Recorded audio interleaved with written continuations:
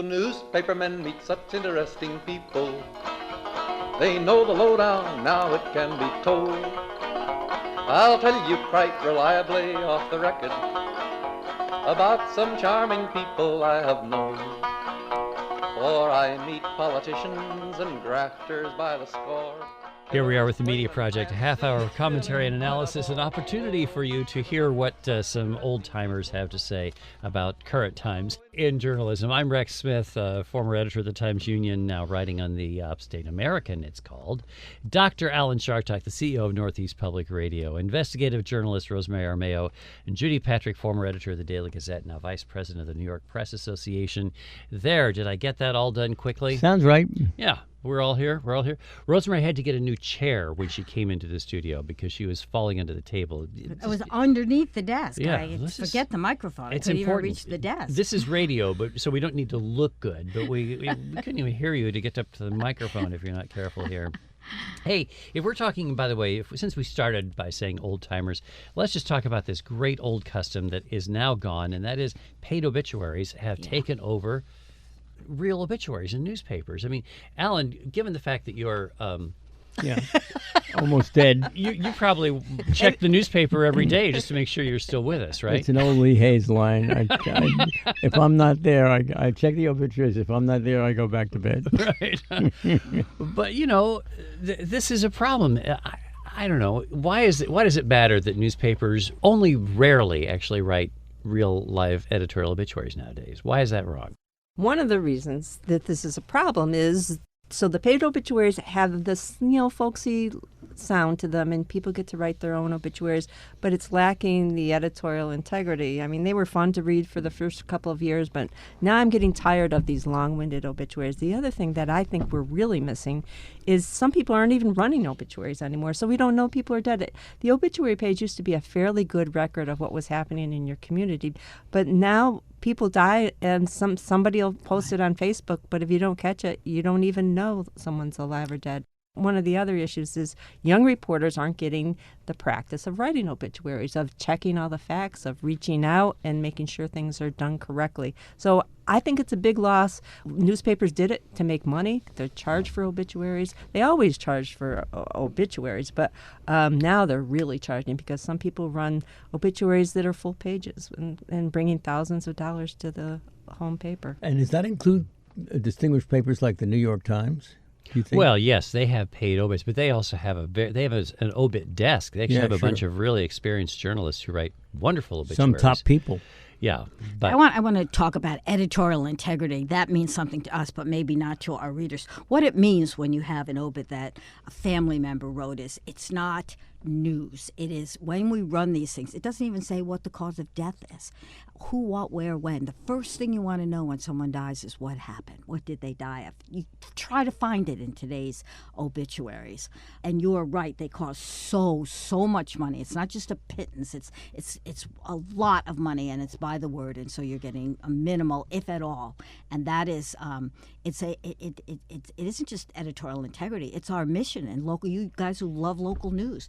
People dying in your community is of utmost importance, and we are not covering it. And when you're letting the family write the obit, they will cut out the embarrassing part. Like we had a prominent local citizen shortly after I became the editor of the Times-Union who died, who the family's obit didn't include his time in the federal incarceration. Lockup. Right. Yeah. That was, they were upset when our reporter called and inquired about this, called me to complain that the reporter was asking about his prison. Don't you have any respect for the dead? I mean, what, you're just going to keep piling on. Well, yes, he went to federal prison, convicted of crimes. That is part of the story of a person's life, right? Mm-hmm. But of course, newspapers can, in some ways, editorialize by bringing out stuff that may not have been in federal prison, but may, in fact, cast some aspersion on the person who died. This is an editor's choice, right? I think that's immaterial. I think if you have a written obit about someone important enough to rank it, you get a real story with the pluses and minuses in their life. You get one written by the family, and it hides the other stuff. On the other hand, it does point out read those obits. My mother and I laugh at them every morning. The openings are ridiculous. So-and-so went to the great went rodeo. on the wings of the angels to be with God, with his loving family nearby. Everyone dies quietly. No one dies thrashing and groaning. It's really very interesting to read them, but it's fiction. It's all fiction, and that is not news. And we do a disservice to our readers now and in the future. Obituaries are a huge source of genealogical research, and because the record is not complete, it's broken in the future. I remember my first city editor when I was an intern at the Rapid City Journal in Rapid City, South Dakota. I was this young kid, and I was assigned to write a story about somebody who died. And he came back to me and gently said, "Rex, you have that so-and-so passed away." He said, "People don't pass away in the Rapid City Journal. They don't go to meet their maker, kick the bucket, or do anything like that. They die. No People one die does in in the our Rapid City Journal. In our local paper now. Nobody I does. look for dead, and you don't see that word. Right. I actually even encountered 2 warring obituaries from different sides of a family when a person died. In different sets of survivors. It's wow. there was one obituary we handled at one point where at the end it said so-and-so was survived by this person, this person, this person, who never bothered to write, never visited, not even on Christmas. So the question is, do you take that out? I think we did take it out. It's a long time ago, but it was a Okay, great now one. that's stuff I sort of like. Maybe I'm switching sides. And then, of course, there's the whole question of divorces. Well, those used to be in the paper too. That's right. Well, divorce decrees survived used to be. by his first Oh, wife. that, I see. mean, that's something. But you're right. Divorces, that was another source of local news, and now we act like it's gossip and we're above that. But why the heck What do you else mean? would you read your local paper? What do you mean? Newspapers now say, why would you print a divorce unless it's someone important or the divorce It was was some a unusual court event? action, right? It used to be all, under the court. What did it say? Vital Court- statistics? Yeah, I something suppose. like Yeah, that. yeah. It was all the divorce decrees where divorces granted. Anyway, but this is hard. This is one of the ways in which local journalism is divorced, if you pardon the expression, from the community. Right. Moving to paid obituaries weakens the newspaper's links to its community. And this is something that we've seen over and over again. How so, Rex? I just want to interrupt for a moment. How did it weaken the links? Well, because people can't trust that their local newspaper has this content anymore. People know that the content is actually tainted by not being accurate. At the very least, it's late. I mean, if you have someone in your family die and you listen to all your relatives say, I didn't see anything in the paper. When will it be in the paper? Timeliness has nothing to do with obits anymore. When Pete Seeger died, he's my hero, of course. My Really? hero. Yes, really. And I really love the guy. And there was a cursory obit, I believe, in the Times. I was infuriated. And the next day, out came this huge, very favorable, very nice obit for Pete.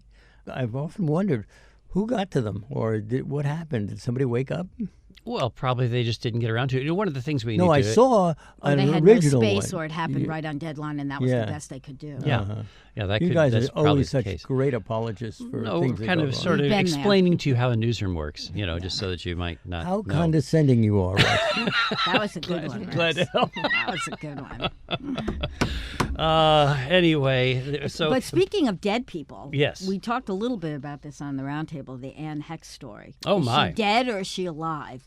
There were wars over because she was brain dead at one point, according to family and friends. So they she was kept in her effect alive on. declared dead twice, depending on what Correct. media you read. Interesting. I was so confused. I read that she died on Sunday, and I said, I thought she died on Friday. Yeah. And it's a difference of opinion. She probably was brain dead for weeks. And so I think most of the stories, if you went back and looked beyond the headline, said, well, she was declared brain dead but was being kept alive. Right. So Yeah, they could for harvest the her harvesting of the organs, right. And so that is a question about it's just whether a news organization, what their definition of dead is, right? Wikipedia was cute. They just put her death as August 2022 Uh-huh. because they couldn't put a date on it. But what it shows, actually, this is good news. I'm sorry, Alan. This actually speaks to the credibility of news organizations, that they care so much about getting it right that they would even hold off on letting somebody be declared dead if they don't meet that definition of dead. And then, of course, there are assumptions on the part of the people who are writing these obits that people have any idea what the hell they're talking about. So, for example, I didn't know who Ann Heck was. Oh, my goodness. So condescending again. Oh, my goodness. Well, it's okay. You should see the smirk on Judy's face. What can you do? So this is the Media Project from Northeast Public Radio. That's Alan Chartock, Rosemary I want to know Armao, how Judy it's Patrick. the media's fault that you don't know who this prominent actress and lifestyle, rebel was. Well, it's their fault because they didn't explain it well to me. She never appeared on Gunsmoke. Yeah. That's the problem. You people just make fun of one of the most important theatrical offerings that we've ever had in this country. No, it's you we're making fun of, not Gunsmoke. Yeah. Right. We still cherish James Arness. Absolutely. But one of the reasons why there isn't, just to go back to the obits, one more thing, it's just because there are so few journalists nowadays. The staffs have been shortened, have been curtailed, so that if you did assign a reporter to write an obit, you're taking that person off a potentially big story. There's so much that doesn't get covered nowadays. This is part of the difficulty that is going on in local news.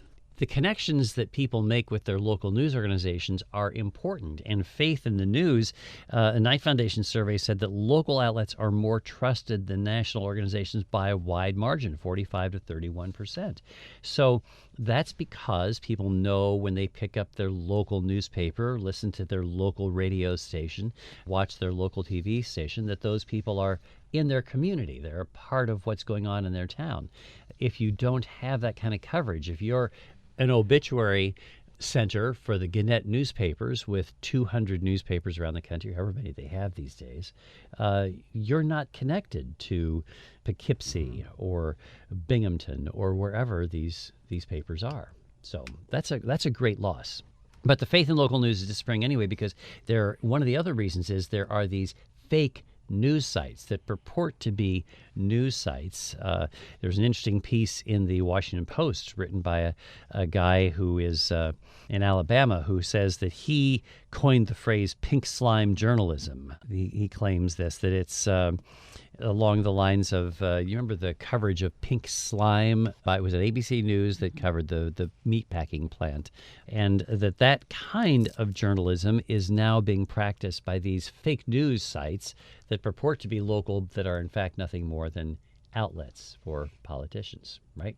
What can you do? I mean, people can't tell the difference, right? So I went to the website and they're all websites. They're not printed products. 24 news sites in New York State. One of them, the one that supposedly covers the Capitol, still thinks that Governor Cuomo is governor. Oh my! The most recent story was in 2020 of October. The other thing that they just channel a lot of news releases from politicians, from public agencies, with no regard to editing. The other thing I noticed that they were focusing on was this, whether or not people were promoting critical race theory, and they were calling out people who had signed this pledge to continue to teach critical race theory, locale by locale, and it seemed like this was a formulaic story that we were just generating to populate these websites. It's not news. It's a political agenda, and these sites have been important in tramping down the supposed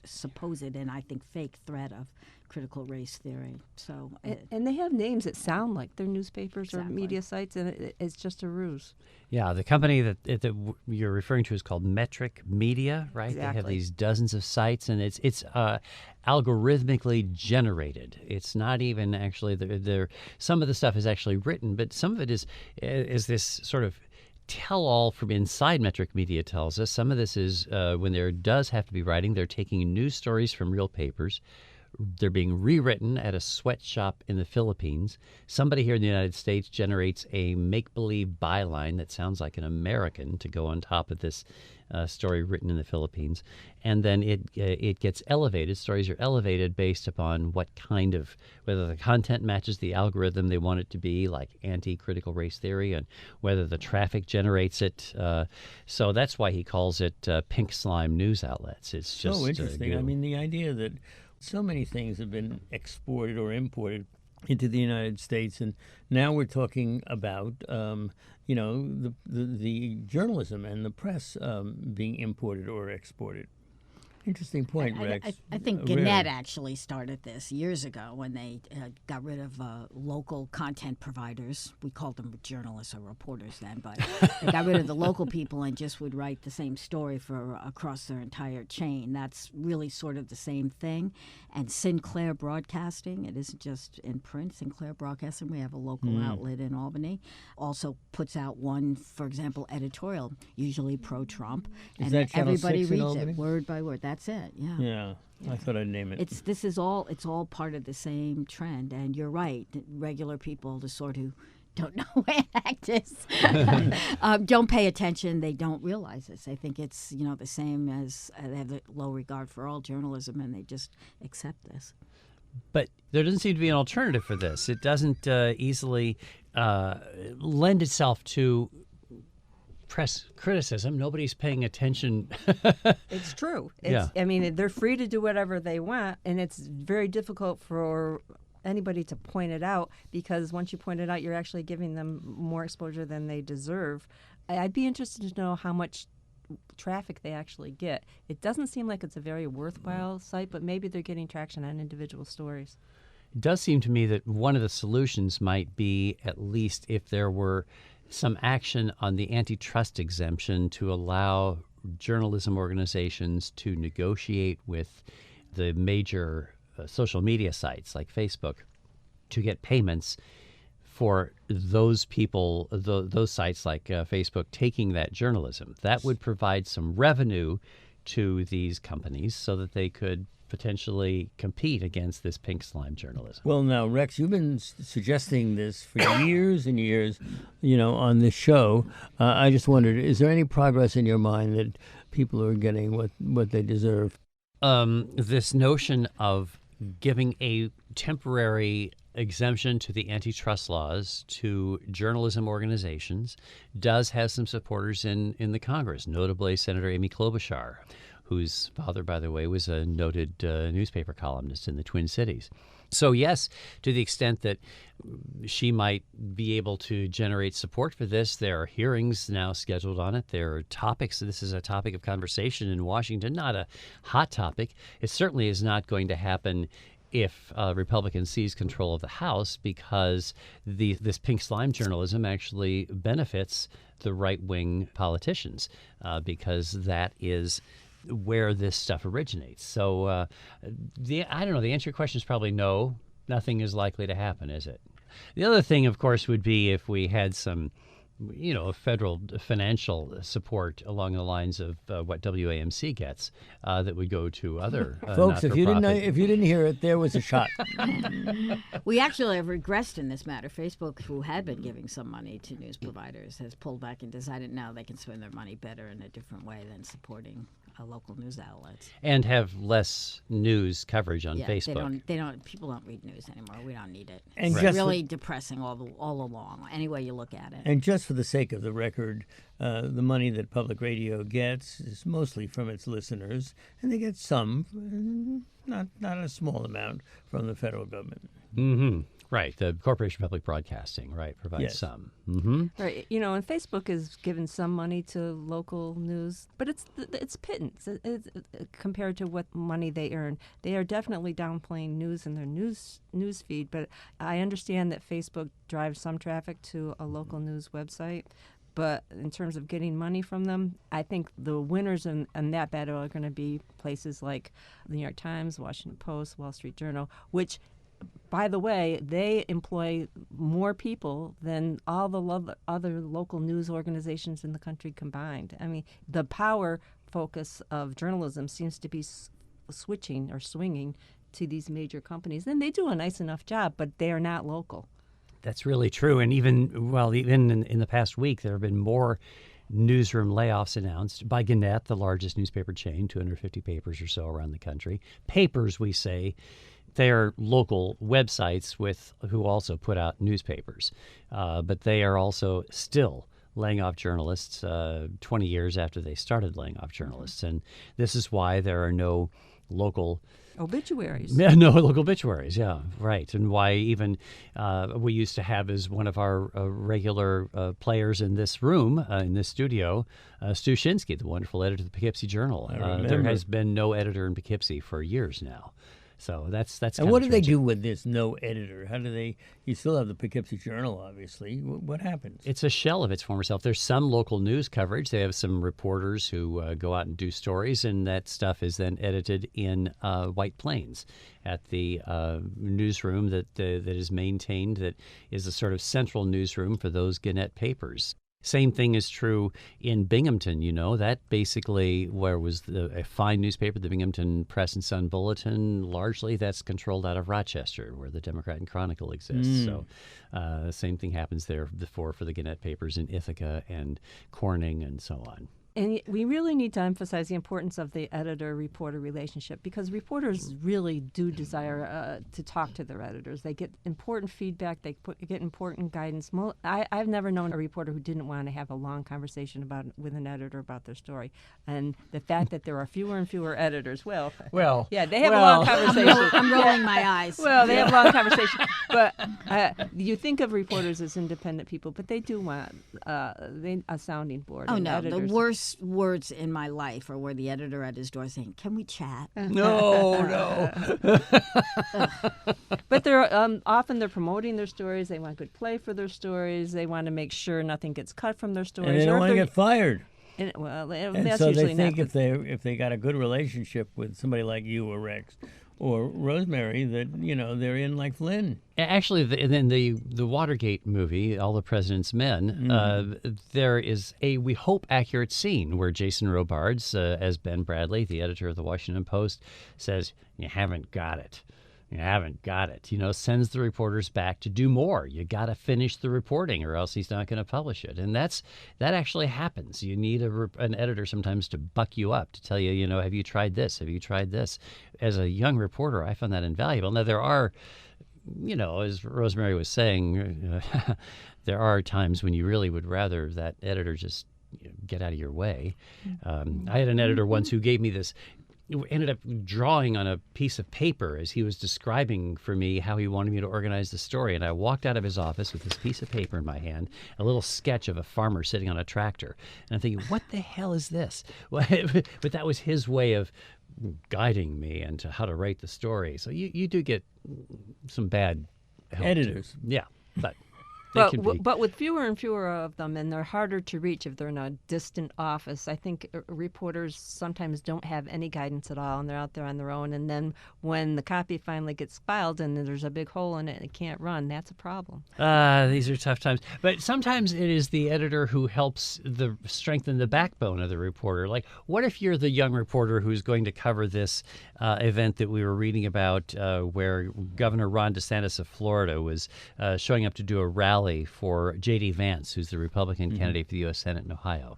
So here comes this potential 2024 presidential candidate. Here's this hot national candidate, J.D. Vance, trying to get elected to the Senate in Ohio. And the organizers of the event announced that journalists, as a condition of getting a press pass to cover the event, have to only shoot parts of the event in parts of the venue. It bars them from recording speakers who don't want to be recorded, and says that the organizers can look at your video if you're shooting it to see whether you're allowed to use it. If you're a reporter, I would not call an editor. I would have lied, signed it, gone in, and then hightailed it out there with my film untouched and written about it in the story. However, that's a really serious story for the implications of that. If he gets away with it, if DeSantis gets away, Vance gets away with this. Well, they're both a part of it. You're right. part of it. I don't know. If either of them get away with it, then you'll see all politicians do this. And it should be challenged in court. But then I hesitate to say that because it could end up as a First Amendment case in a Supreme Court that has a supermajority that does not like the press right now. So that I think that's a really ominous sort of bulletin. Does not like the press being shorthand for does not respect the First Amendment guarantee of press access. Yeah, there you go. This may be different because it's a political issue, but I mean, there are many times when a newspaper or any media company will cover an event and agree to stipulations. We will only photograph the first act at the Saratoga Performing Arts Center. If it's a private event, we can cover this, but we cannot cover that. I mean, those are not political events, and that's not a public event by any means, but there's a well-known thing that we do abide by some restrictions when we cover events. I mean, some of them are reasonable, and you would expect to cover them. Like the organizers of this political event Rex is talking about tried to justify it by saying they had underage attendees. I mean, journalists don't want to write about teenagers doing bad things or good things, even for that matter. And so that's reasonable, and you would agree with it. But looking over your takes to see what you have, crazy. And their other defense is that, well, we didn't mean this for the real media. The New York Times, the Washington Post can't come in. It's for people. It's for pink slime journalists. They can't come in. And I think that's really bogus. And I don't think the Post went along with it. You can't say we're okay and everybody else is on their own. You got to stand together on that. Yeah, this is a First Amendment case. It really is. Absolutely. I do think, though, that your response is right. You go ahead and do whatever you need to do as a reporter. Whatever they had to let me in there, and then I'd get out. I'd make sure they didn't look at anything, and I would write this all up. I'd get comments later, like, why are you doing this? What kinds of things would you pull my tape for or my film? Now, then you might be barred from future events. You might be the okay. reporter. We'll send somebody else. And newspapers have more than one reporter. But this is what the Trump campaign. This is actually following what the 2016 Trump campaign was doing to reporters. They were routinely barring reporters from key news organizations if Trump didn't like what they had reported in the previous story. I mean, our biggest weapon used to be, okay, fine, but we're not going to cover you when you do want to use us. And now they don't care if we don't. They have their own way to talk to the people directly. In fact, they prefer that. Yes, this whole idea of going to some place and getting press credentials. Maybe you just go. I remember covering some festival, and they said, "Oh no, you've got to get press credentials," and then you walk around with a big sign around your neck that and so nobody's going to do anything interesting in front of you. Perhaps the apogee of this was when Rudy Giuliani was the mayor of New York, and he was very much trying to restrict the press, and so there would be a crime scene, and the journalists would be penned up like a block away from the crime scene, whereas everybody else was walking down the street, and the journalists were standing there in this literally penned in by the New York Don't you PD. put pigs in pens? Well, I suppose they would say that, yes, as opposed to, you could be on Rudy Giuliani's side if you like, by the way. Alan, that's just fine. Not me. But that is, and the media reacted to that, actually took City Hall to court. The New York Daily News at that time was the major player in the court action and won and got injunctions against the city of New York and Mayor Giuliani. And of course, we know what has happened to him and how his fared. Respect has changed over the years. But part of this is because, as you were saying, there is not so much that can be done because people can go around us. They can ignore us. Social media has its own avenues into people's cell phones, into their laptops and everything. And we don't know what kind of real constraints there may be by social media in this campaign upcoming, this presidential race that's ahead.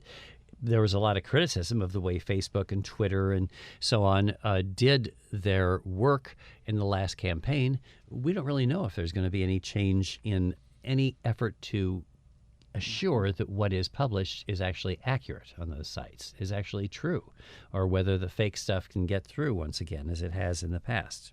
So again, what social media was doing was fairly lame the last time. They kept on telling me to register to vote. They kept on telling me where my election site was, and they were doing nothing with all the bad misinformation that kept on being circulated. They can't do much if my friend posts a silly meme with bad info. I know that they have the technology to do it. They just need to work a lot harder and tell us what they're doing. Well, TikTok says that it's working with some fact-checking organizations like PolitiFact, which was created by the Poynter Institute in Florida, and Lead Stories. I can't remember who does that. They're going to try to debunk misinformation when it appears on their sites and take it down. But we don't really know if that's going to be successful. We don't know how powerful that's going to be. Meta, which is Facebook, says it's going to reduce how often it uses labels directing people toward reliable information. It's going to have fewer labels aiming people toward reliable information, they're saying. So that doesn't sound like that's progress. That sounds like that's backsliding. So, Rex, when did this program become an hour long? Sounds like we're out of time. We hate to do this, folks. Thanks for joining us. Alan Chartock, Rosemary Armao, Judy Patrick, and I'm Rex Smith. With gratitude to our producer this week, Elizabeth Hill, and to our patient engineer, Rob Chacon. Thank you. Join us again next week on the Media Project. Could be prostitution, I don't know. Ting-a-ling-a-ling, circulation, ting-a-ling-a-ling, advertising, get those readers, get that payoff. What a headache, what a mess. Oh, publishers are such interesting people. Let's give 3 cheers for freedom of the press.